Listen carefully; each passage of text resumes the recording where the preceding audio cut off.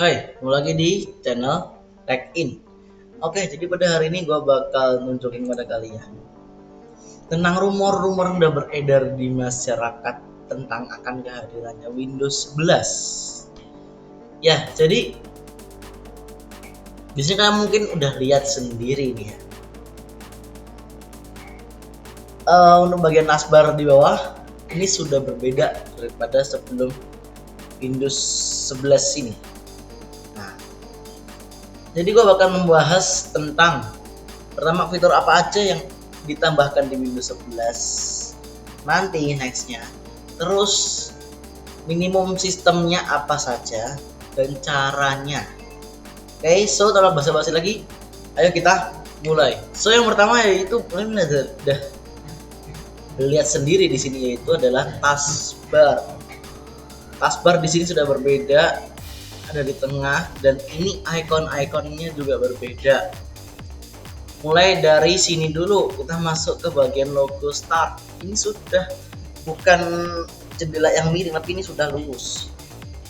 Terus search-nya juga berbeda, dan tombol task view-nya biasanya kayak kotak-kotak ada 3 terus ada garis gitu kan. Ini sekarang udah berbeda. Terus ada lagi tombol widget, ini tambahan ya. Tombol widget ini tambahan. Bisa kita akan membahas satu persatu, yaitu mulai dari start. Start menu di sini udah berbeda daripada yang Windows 10. Di sini lebih clean, benar lebih clean. Dia tidak ada kotak-kotak. Jadi di Windows 11 ini selamat tinggal pada start menu yang kotak-kotak nih. Kotak-kotak. Nah terus dia tidak ada lifestyle. Dia modelnya pin up kayak gini ditampilkan, dan kalau untuk mau ke aplikasi semuanya kita klik tombol yang di pojok kanan atas tabnya ini menuju ke all app, dan disini kita baru bisa mengakses semua aplikasi yang kita install. Nah, tapi yang gue nggak suka tuh sebenarnya bagian start ini nih ya. Ini akan lebih baiknya kalau tulisan recommend ini, kolom recommend ini dihilangin aja, jadi semua pin apps-nya itu tuh bisa sampai bawah. Ini kalau sampai bawah mungkin bisa 6 kali 6 kali ya, ini kan 6 kali 3 doang ini. Mungkin kalau recommended-nya ini dihilangin gitu ya, 6 kali 6 lebih baik gitu. Mungkin kita bisa menampung aplikasi apa saja yang banyak yang kita bisa pin di start menu tampilan awal. Tapi yang gue nggak suka dari start menu ini, yang pertama yaitu kita nggak bisa bikin folder. Kayak misalnya kita drag, kita taruh di sini nggak bisa kita cuma geser doang, nggak bisa dibikin folder. Udah sebelum kemarin kan bisa ditumpuk masukin ke folder jadi satu sama aplikasi-aplikasi lain gitu kan. Kalau ini dia nggak bisa dikasih fitur folder. Oke. Terus untuk all app ya tadi kita harus klik lagi tombol ini baru kita bisa mengakses all app-nya di sini. Terus ada lagi dari sarung ini tuh tombol power di sini. Ya, tombol power di sini mungkin kalian akan melihat berbeda karena biasanya ya tombol power kan di sebelah kiri kan, akun di sebelah atasnya kan. Ini tombol power di sebelah kanan. Ya nggak masalah tentang itu sih. Tapi di sini adanya cuma restart, shutdown, sama sleep doang. Agak ada namanya sign out ya. Sign out bukan di tempat power ini. Sign out harus dari tempat akun, di sini baru ada tulisan sign out, log atau change akun setting. Dan kita akan masuk ke fitur yang ke berikutnya yaitu search. Terus di sini juga berbeda. Namanya udah beda. Kalau yang namanya kan searchnya di bawah gini kan. Di bawah sini. Ini sekarang pindah ke atas. Lebih clean, lebih rapi. Untuk search di sini kalau menurut saya ini lebih rapi. Penempatannya lebih rapi. Ya pokoknya berbeda lah banding sama yang Windows 10 kemarin, walaupun sudah fungsinya sama-sama aja untuk search gitu ya. Dan kalau gue lihat di bagian taskbar sini nih ya, ini kayak semacam bentuk dari si Mac OS, tapi cuman dimodifikasi sama Windows jadi kayak begini. Tapi nggak apa-apa, itu bagus kok. Terus bagian ada fitur baru yang namanya widget. Kita klik dan muncul kayak begini. Yap, ini namanya widget. Ya. Mulai dari cuaca di Surabaya 29 derajat Celcius. Ini nggak tahu kenapa bisa di Surabaya ya letaknya. Kali ini gue tinggal di Surakarta, bukan Surabaya, oi. Nggak tahu dah. Terus lagi tentang bagian keuangan bursa saham. Oh iya, IHSG-nya turun 1,38. Ini bisa untuk lihat-lihat kabar-kabar. Terus ada lagi berita utama. Penerapan PSBB. Terus vaksinasi. Pokoknya banyak banget tinggal kabar-kabar internasional.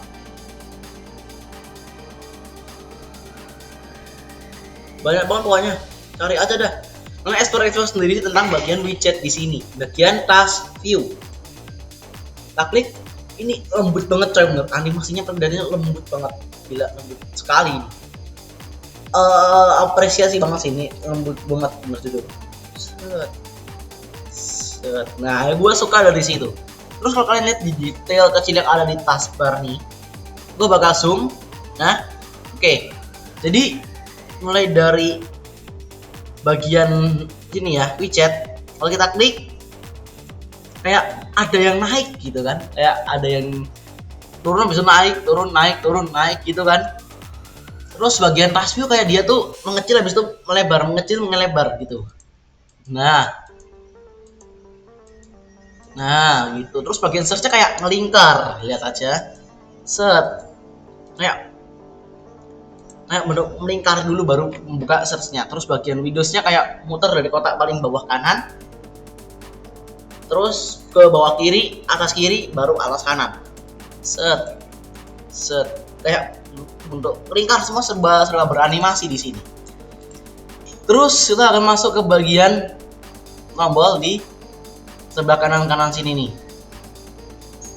Bagian taskbar sebelah kanan sini mungkin kalian berpikir nggak ada beda, nggak ada beda. Oke. Kalau kalian lihat lebih detail lagi ini ya, kalian lihat di bagian jam. Emangnya ada dulu Windows 10 ada harinya? Gua yakin 100% tidak ada. Bener, nggak ada. Ini fitur baru yang ditambahkan sama Microsoft. Bagus. Dan terus di bagian WiFi, di sini kalau kalian lihat detailnya ini bagus sekali.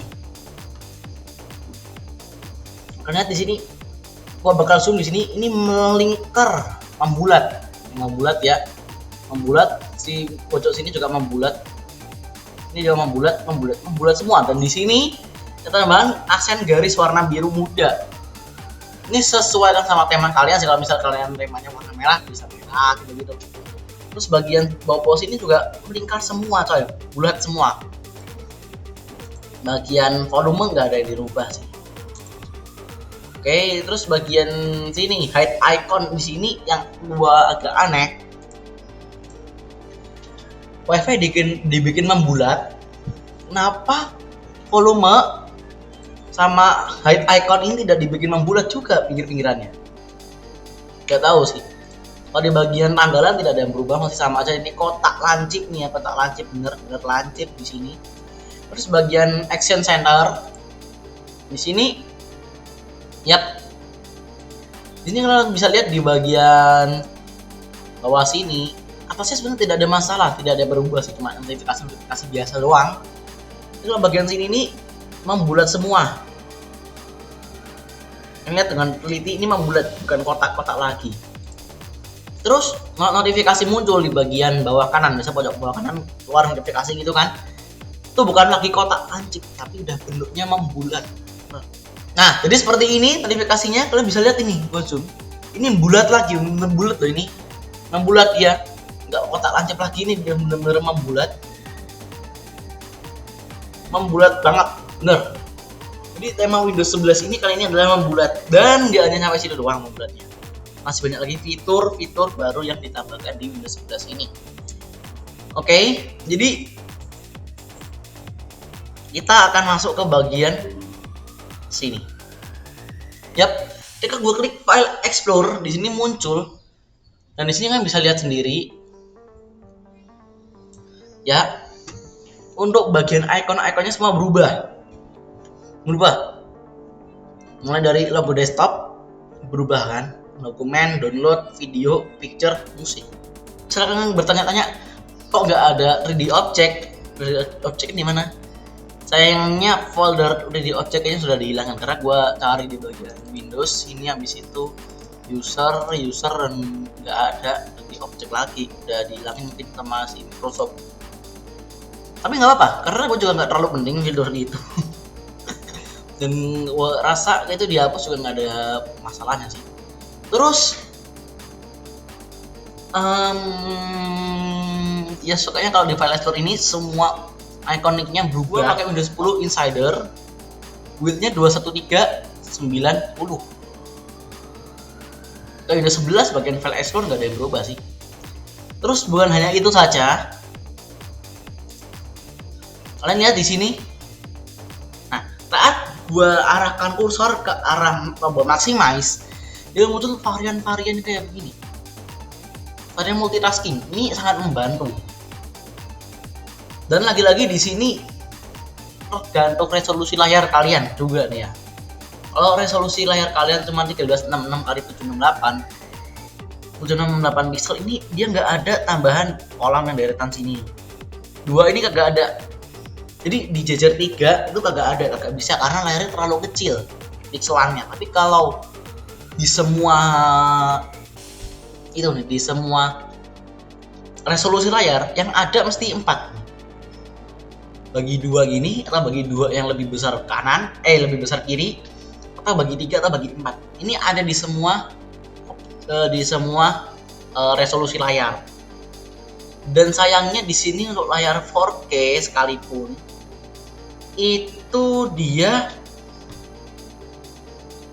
tidak ada tambahan lagi. Jadi kalau layar FHD kayak saya ini bisa bagi 3 kayak gini, ya udah layar 4K nggak ada bisa bagi 4 gitu. Itu agak disayangkan kalau misalnya pengguna layar 4K yang 27 inci yang 4K atau mungkin yang wide, yang layar lebar itu mungkin agak kurang sih, karena layar lebar 4K itu kalau cuma bagi 3 itu rasanya kurang sebenarnya, karena bagi 4. Tapi ya udah nggak apa-apa, nggak masalah juga karena gue pakainya FHD bukan pakai 4K gitu kan. Ini di bagian pojok sini juga, pojok bawah lihat semua ya. Itu dia tuh membulat lagi, bener. Literally ini serius membulat, bener membulat. Oke. Memang setting ada bedanya. Nah, ini sebuah detail lagi kalau kalian lihat, gua akan buka setting dan kalian lihat di bagian taskbar. Dia geser ke arah kiri dan ditambahkan settingnya. Semua ikonnya berubah total ya. Dari sistem, device, phone, network internet kayaknya sama aja sih kalau setahu gua. Personalisasi beda, accessibility beda, time and language beda, account beda, app beda, search beda, privasi beda, update and security pun juga beda. Yang sama setahu gua cuma network internet dan gaming ini doang yang sama masih. Kita masuk sekalian ke bagian aktivasinya bagaimana ya. Microsoft tanggal 24 Juni kemarin saat di live event di YouTube live event di YouTube gitu ya, itu Microsoft tuh bilang upgrade ini bersifat gratis bagi pengguna Windows 7, 8.1 dan Windows 10 yang kategorinya Ori, alias gini, softwarenya terdownload dari website Microsoft resminya. Ya kalau kalian mengguna laptop yang bawaannya beli langsung dapat Windows 7, Windows 8, Windows 10, itu jelas banget Windowsnya udah 100% ori, nggak perlu kalian pikirin lagi, itu udah Windowsnya ori 100% nya, terus ada pikir-pikir lagi dah. Terus kalau yang download dari website pihak ketiga gitu, itu gue kagak tahu bisa apa enggak, tapi di sini kalau itu biasanya katanya Microsoft itu nggak bakal dapat. Terus ngomongin tentang aktivasinya juga, bisa menggunakan lisensi yang Windows 7, Windows 8.1 atau Windows 10 yang sebelumnya sudah teraktivasi. Dan di sini gue coba, karena sebelumnya ini gue Windows 10-nya kan udah teraktivasi, gue upgrade ke Windows 11 ISO-nya ini. Dan gue tidak nyoba di VMware, gue nyoba langsung di realnya di Windows-nya aja. Terus bagian aktivasi, karena kemarin gue Windows 10-nya aktif, dan di sini gue pindah ke Windows 11 upgrade nih ya. Bukan upgrade, install ulang, clean install. Dan di sini gue masukin lagi kunci produknya, dan di sini beneran bisa digital license. Windows 11 Pro is activity with a digital license. Oke, terus lanjut ke bagian supported AMD prosesor. Kalian bisa cari sendiri lah, kalau gue jelasin bakal jadi kelamaan banget. Gue di sini record dari 40 menit sebenarnya. Jadi ini untuk yang AMD prosesor kalian bisa cari sendiri. Link lagi-lagi gue taruh di deskripsi. Kalian bisa cek deskripsinya. Oke. Dan untuk prosesor,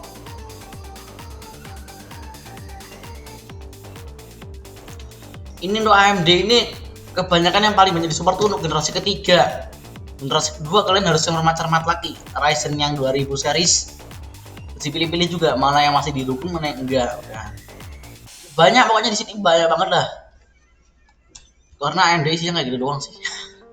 Oke, terus untuk bagian Intel ini lebih banyak lagi. Dan di bagian sini Intel ada segini, kalau AMD hanya segini doang. Ini lebih banyak lagi. Intel Atom, Intel Celeron. Nah, gue kasih tahu kenapa laptop itu bisa aman-aman aja, karena gue bakal kasih tahu apakah Intel Celeron N4000 ada. Kalian udah lihat sendiri di layar. Ini ada boy, Intel Celeron N4000. Terus apakah prosesor yang gue pakai di PC ini bisa mendukung? Jelas bisa banget mendukungnya. Karena PC ini dia pertama sudah RAM 8GB. Terus prosesornya sendiri udah i5 10400. Nah, Intel Core i5 10400. Jadi sudah aman banget. Dan untuk prosesor Intel kalian cari sendiri di websitenya Microsoft. Untuk linknya lagi-lagi gue taruh di deskripsi bawah. Dibaca deskripsinya. Termasuk Intel Pentium Silver pun sekalipun juga ada. Intel Pentium Silver N5000. Ini prosesor laptop ibu saya. Ini Lenovo IdeaPad 23. Itu juga gua upgrade ke Windows 11 juga lancar. RAM-nya 8GB kok. Dan lagi-lagi tulisnya ada yang bilang Windows 10 aja udah nge-lag, apalagi Windows 11. Kalian pakainya apa? Harddisk. Kalau harddisk, please jangan ya. Ganti aja dulu ke SSD dah ya. Zaman 2020 udah nggak zamannya harddisk. Tahun 20 kemarin nyampe seterusnya zamannya udah SSD. Tinggalin bro, namanya harddisk, tinggalin. Oke? Karena sebagus apapun prosesor kalian untuk PC sekali, misalkan kalian pakai i9 11900K, kalau kalian pakainya harddisk sama aja bottleneck ya. Ganti ke SSD ya. Sekalipun dia SSD SATA sekalipun juga nggak masalah. Lihat di video saya yang sebelumnya yang bagian bahas tentang PC ini, gua kasih tahu kan kalau SSD sekalipun dia SSD SATA itu udah lumayan banget. Oke, tinggalin harddisk. Oke, lebih baik kalau kalian misalnya punya slot laptopnya itu punya slot untuk SSD M.2 NVMe, kalian bisa pasang aja di situ. Harddisk tetap ada buat apa? Buat storage untuk data pribadi kalian, karena nggak cukup kalau namanya SSD 500GB itu harga 2 kali lipatnya harddisk 500GB juga. Oke, kalau masih pakai harddisk tinggalin aja please ya. Oke, so jadi mungkin sekian dulu video kali ini. Bagi kalian yang suka silahkan berikan like. Jangan lupa juga subscribe di bawah ya untuk link-link tadi, requirement untuk prosesor. Gue cantumin semua di deskripsi, dibaca tuh ya deskripsinya. Itu ada 3 website. Pertama, spesifikasi minimum hardware-nya secara keseluruhan, habis itu berinci ke bagian prosesor AMD dan prosesor Intel. Kalian bisa cari aja. Habis itu linknya ada. So jadi mungkin sekian dulu video kali ini. Nama saya Aldus, pamit undur diri. See you next time and then bye bye.